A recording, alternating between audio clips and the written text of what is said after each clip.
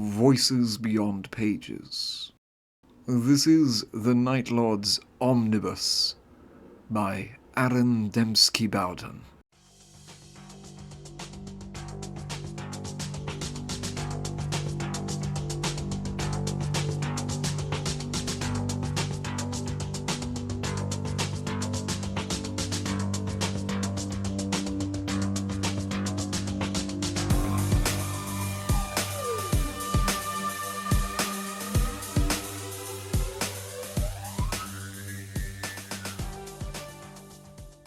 Chapter 9 Four Gods. Our brothers run to the edges of the Imperium to cower in the shadows of the dark gods that protect them. Only we, the Night Lords, the sons of Conrad Kurz, are strong enough to stand alone. We will bring our wrath upon the Empire that betrayed us, and though the ages may see us divided and broken by the endless war ahead, we will stand untainted until the stars themselves die. The war sage Malkarian, epilogue of his work, The Tenebrous Path. Talos opened his eyes to nothingness, to one who saw through pitch darkness as naturally as a mortal man saw in daylight. This was both unwelcome and unfamiliar. He turned, still seeing nothing, unsure if this was because there was nothing to see in the blackness, or if he had lost his sight. It occurred to him with no small amusement that he'd inflicted this very fate on so many mortals over the years, forcing them to awaken in the darkness of the Covenant's interior. A cautious smile spread across his lips as he enjoyed the irony. The air was cold on his flesh.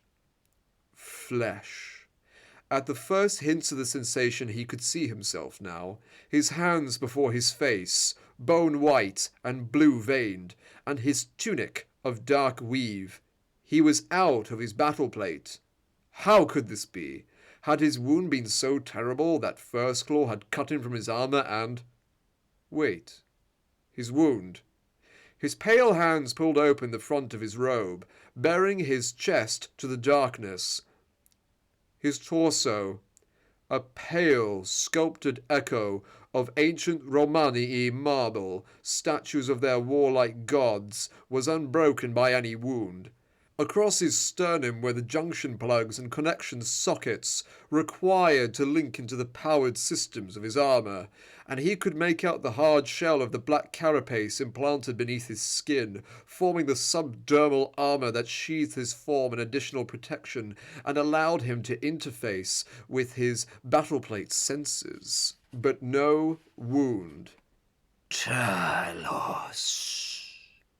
A voice spoke from the blackness. He turned to meet it, hands reaching for weapons that did not exist here, wherever here was. The speaker was a Night Lord. Talos recognized the armor instantly, for it was his own. In the nothingness, he faced himself, staring at his armored image with something approaching fury. What madness is this? A test, his reflection said, removing its helm.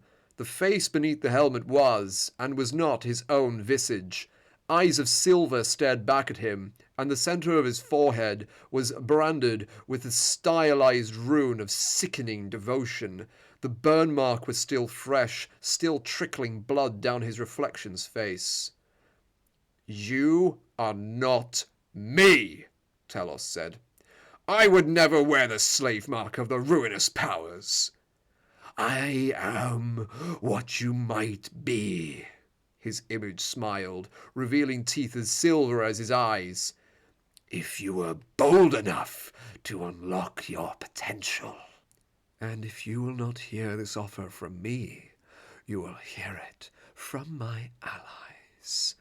The War Master's words came back to him now, trickling into his consciousness as the blood trickled into his reflection's alien eyes.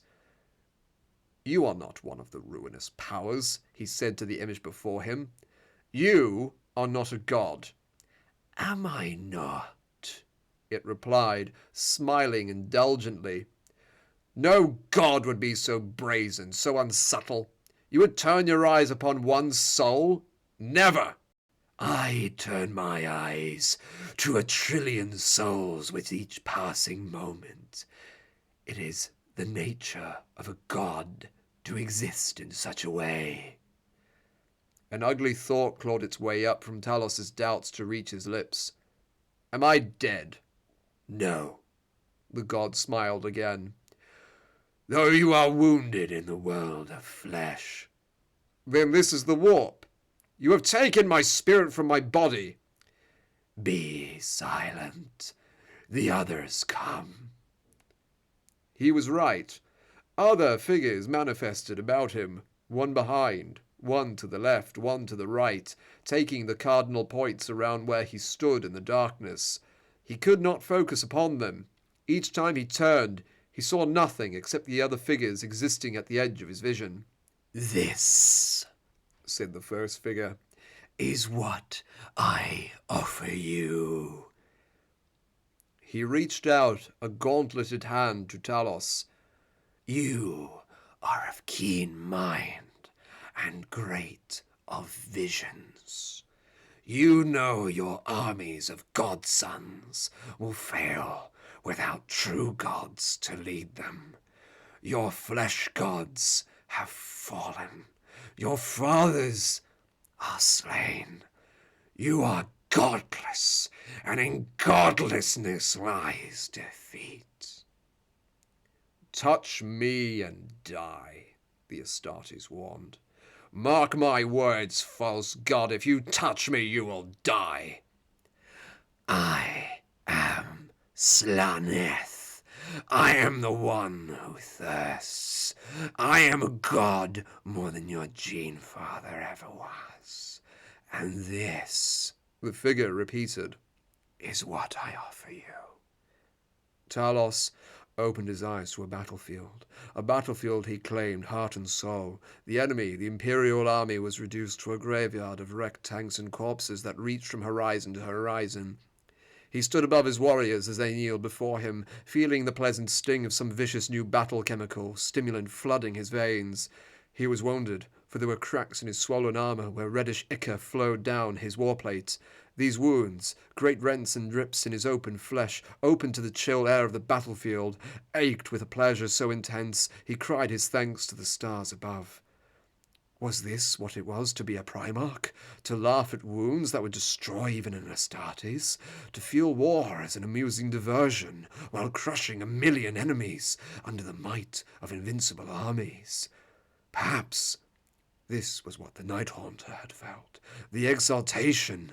Blood-slick claws tore fresh rents in his cheek as he scratched himself, laughing at the delicious pain. Pain itself became a joke to those who could never die. Prince Talos! His troops were shouting up at him. Prince Talos! No, not shouting, worshipping. They bowed and cried and prayed for his attention. This is wrong, Talos growled. The Night Haunter was never exalted above us as a perfect immortal being. He was moribund, cursed, stronger for all the trials and agonies he endured. This, he finished, turning from Slaneth, is not how he lived. It is not how I will live either. Cyrion, The figure smiled. Talos had not ever smiled like that in his life. What of him? The Astartes narrowed his black eyes, instinctively reaching for weapons that were not there. his soul has felt my caress. Your brother fears the fears of every living thing. My gift to him. He resists. On the surface, he resists.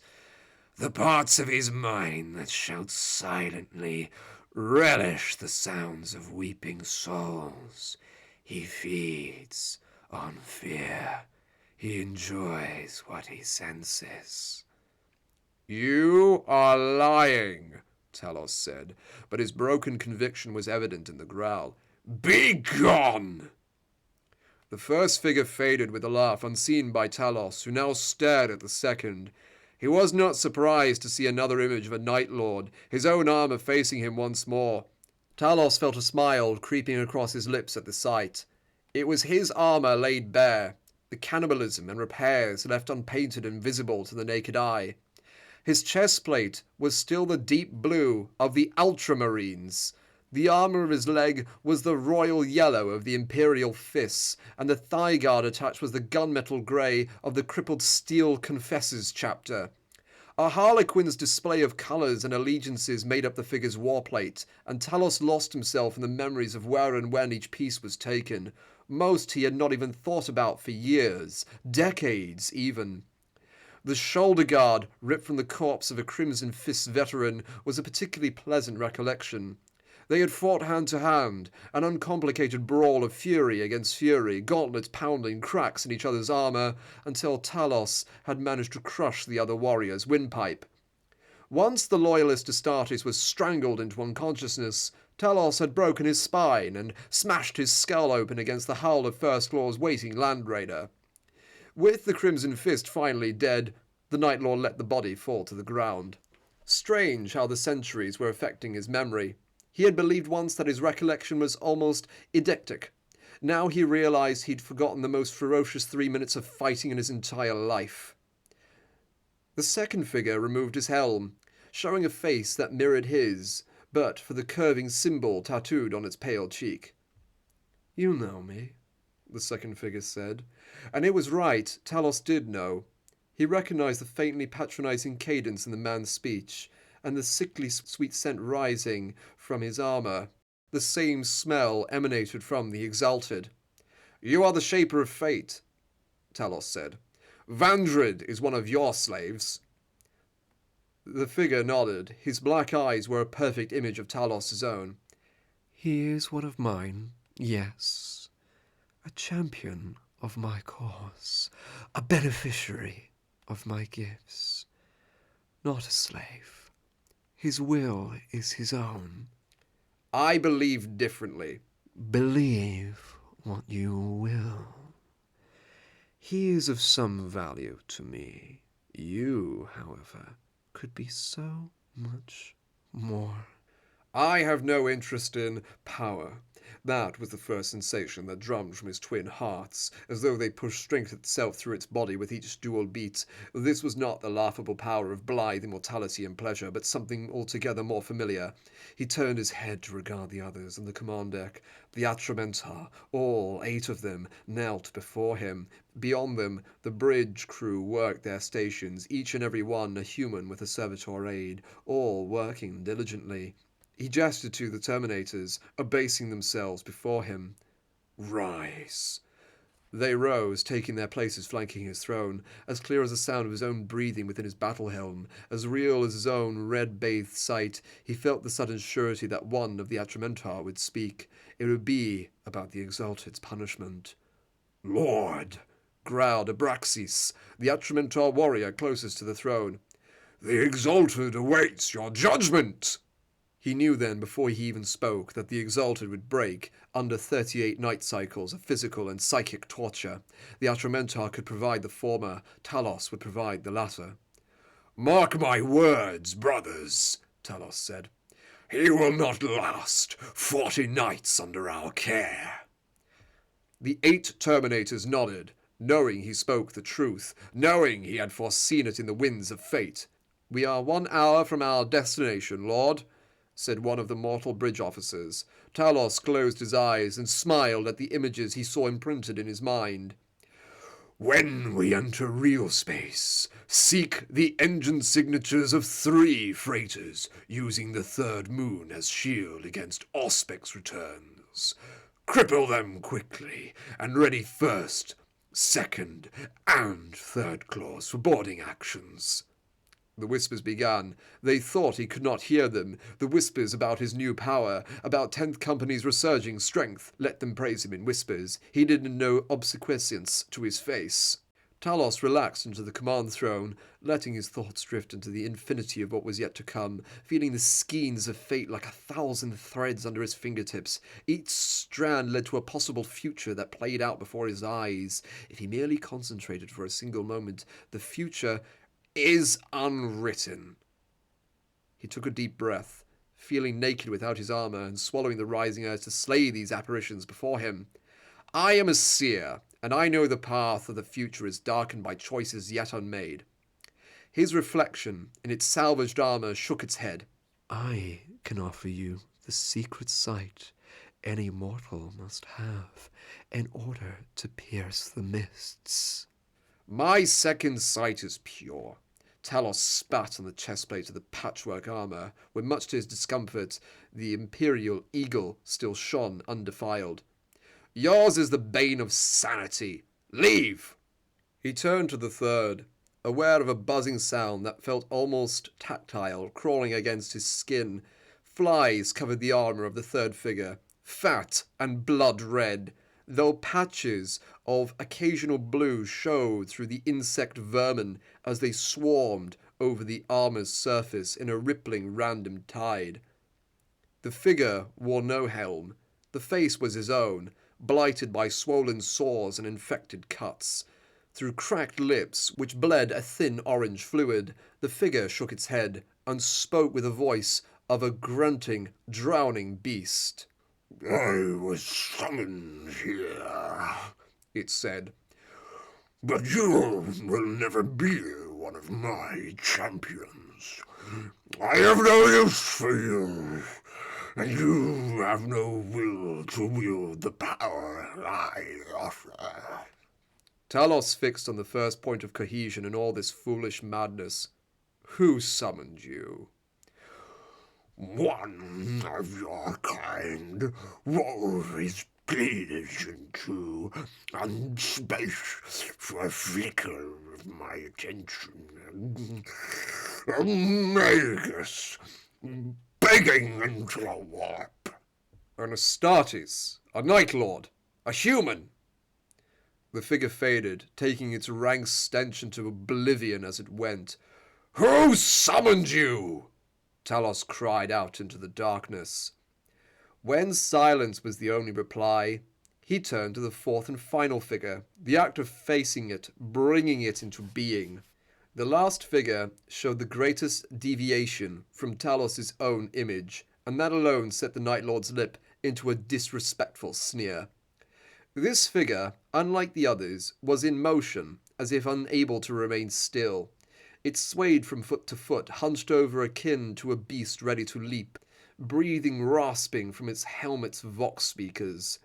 The armor itself was red, the red of a body's darkest blood, edged in bronze so filthy it looked as dull and worthless as copper. It was still his armor, but lacking his familiar trophies and sporting fresh battle damage, as well as the repainted surfaces and bronze modifications, made it an unnerving sight. Seeing his most treasured possessions so twisted, "Make this good," he said, teeth clenched. The figure reached up, removing its helm with shaking hands. The face it revealed was a mess of scars, burns, and bionics, framing a malevolent grin. "I am Karnath!" it grunted through the toothy smile. "I know that name."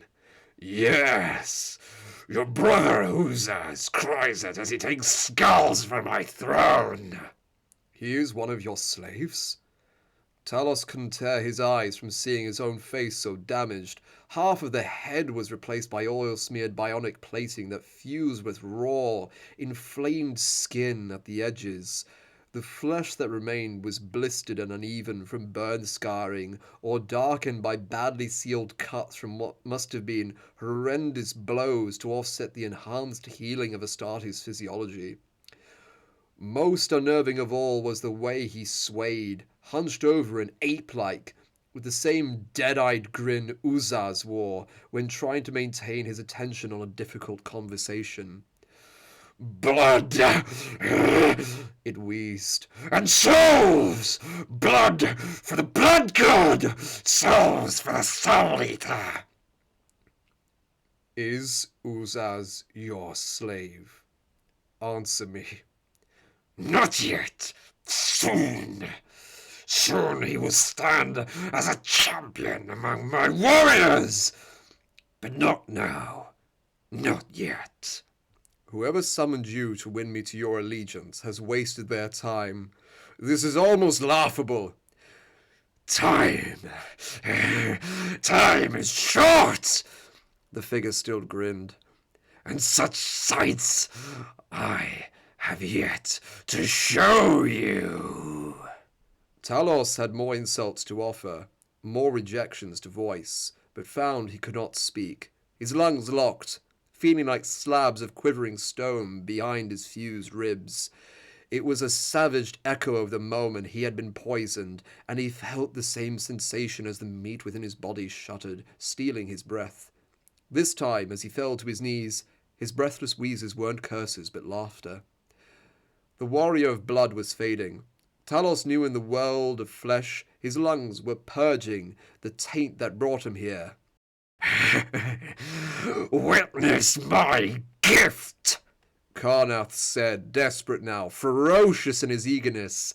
"See the strength I offer. Do not abandon this one chance. Go back to hell." The Night Lord grinned through bloody teeth and vomited black mist into nothingness. Talos opened his eyes again. Immediately, he felt vulnerable. He was on his back, prone. Filtered through the red of his visor display, he recognized the scarred ceiling of the mess hall, and his targeting reticule marked 3 figures standing above him. He did not know who they were or what their presence indicated. All 3 were mortals in dark robes, marked by blasphemous symbols, backing away as soon as his consciousness returned. "Prey sight," he said, and their vague identities were further masked, reduced to the rich blur of thermal traces. The first died as Talos rose to his feet and pounded his fist into the human's face. The Night Lord felt the man's head give way with a wrenching snap of skull bone, and the corpse spun away without another sound.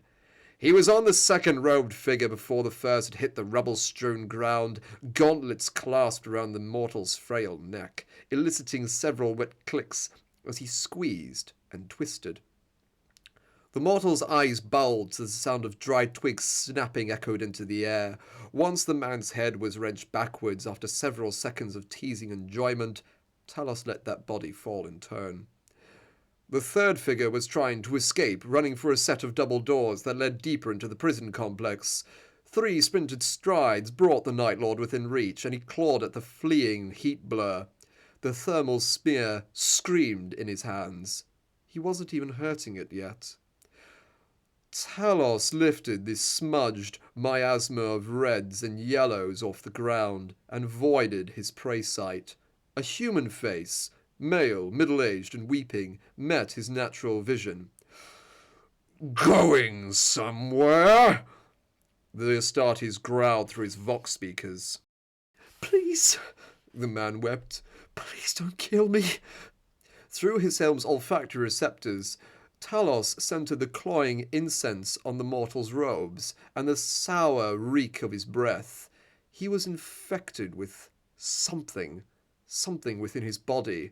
A cancer, perhaps, eating at his lungs. Taint. He reeked of taint. Talos let the man stare into the impassive skull face of his helm for several more beats of his panicked mortal heart. Let the fear build. The words of his gene-father, the teachings of the 8th Legion. Show the prey what the predator can do. Show that death is near. The prey will be in your thrall. "Do you wish to join your friends in death?" he snapped, knowing his helm speakers turned the threat into a mechanical bark. "No, please, please, please." Talos shivered involuntarily. Begging. He'd always found begging particularly repulsive. even as a child in the street gangs of Atra Hive on Nostramo, to reveal that level of weakness to another being. With a feral snarl, he pulled the man's weeping, bleeding face against the cold front of his helm. Tears glistened on the ceramite. Talos felt his armor's machine spirit roil at the new sensation, like a river serpent thrashing in deep silt. It woke again to feed on the mortal's sorrow and fear. "Tell me," the Night Lord growled, "your master's name." Roof. Talos snapped the mortal's neck and stalked from the room. Reuven. Reuven resisted the urge to shrink before the War Master's displeasure. Abaddon's claw scraped less than lovingly over the sorcerer's shoulder guard, tearing the oath scroll that was bound there. Several strips of the hallowed parchment ghosted to the ground, floating patiently on the breath of an invisible wind. He was awakened early? Abaddon repeated Reuven's last words back to him. "Yes, my War Master. And he hated to add this. He has slain my acolytes." Abaddon gurgled laughter through a fanged maw. "You were of the Night Lords before you came to my legion, yet their actions surprise you?" Reuven inclined his helm with its lightning bolts painted onto the black ceramite. He was both intrigued and confused by the War Master's rhetorical statement. "Yes, my War Master." That makes your carelessness doubly entertaining. Abaddon and Reuven stood on the ground floor of the prison complex, overseeing the ragged march of convicts towards the waiting slave ship that rested, slug-shaped and fattened for cargo capacity, on the dusty red plain beneath the prison mountain. Legion serfs, servitors, and the hulking form of black-clad Astartes directed the column of convicts, occasionally serving out beatings, or in a few instances, executions, if a convict's jubilation at freedom brought him to attempt an escape. Robed acolytes, dressed identically to the humans Talos had slaughtered only minutes before, walked alongside the column, proselytizing about the glory of the War Master, the false rule of the Golden Throne, the abominations done in the Emperor's name by his armies, and the inevitability of the Imperium's demise in the name of justice. Several of these priests shrieked at the thousands of prisoners in gibbering tongues unknown to all but the Dark God's favoured servants, seeking any recognition within the convicts' eyes, hoping to stumble across a chaos-tainted individual and raise such a blessed scion of the ruinous powers out of the ragtag cannon fodder regiments of slaves being formed from the prison world's population. Solace would be stripped bare of life before the sun rose. The sorcerer, Reuven, still said nothing. Your acolytes were worthless anyway, Abaddon said. Listen to these preachers howling about the unworthiness of the false emperor. Such theatrics, and for what? Every soul upon this world was betrayed by the Imperium, discarded, hated, and forgotten, purely for the sin of living their lives as they chose. These men need no ideology beyond learning they will be given the chance to earn vengeance through bloodshed. If my War Master does not approve of the methods of the acolytes I have trained. Do I sound like I approve? No, my War Master. Cease scurrying, Reuven. Where is the Night Lord Prophet now? Reuven closed his eyes, resting his gauntleted hand against the side of his helm, as if trying to make out a sound in the distance. Making his way to the landing platform, my War Master. Good. The Astartes helm, spiked by the despoiler's trophy racks, clattered together as Abaddon turned to the sorcerer. You were foolish to let your acolytes remain as long as they did. I was, my war master. Their chants were necessary to maintain the vision, but the prophet threw off the toxins quicker than I had anticipated. Am I to assume he resisted your attempts at conversion? Abaddon's voice betrayed just how little faith he had had in the idea from the beginning. He refused the Dark Ones, my war master, to their faces. This was not some minor conjuration. I summoned reflections of the four powers, a trickle of the power from the winds of the warp, each to offer their dark gifts. The blasphemous symbols branded onto Abaddon's flesh burned and itched with maddening intensity. What did he see? What was so easy to refuse? I know not, my war master, but his vision was true. I felt the presence of the four, a momentary glance of their attention, if you will. Abaddon chuckled. The sound lacked even a shadow of humor. Grotesque and unsubtle, but deeply amusing.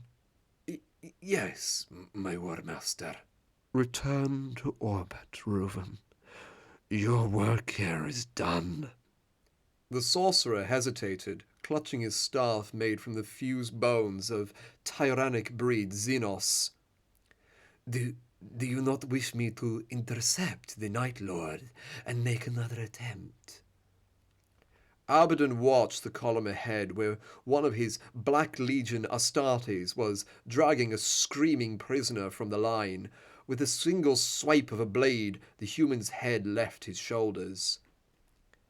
He has been made to feel vulnerable, and his legion looks even weaker in his eyes. The cracks already in his resolve will soon split wide. This was never about converting the Puritan bastard in one fleeting moment. It was merely the first move in a much longer game of regicide. Shall I inform the Exalted of our failure? Abaddon grinned. Our failure?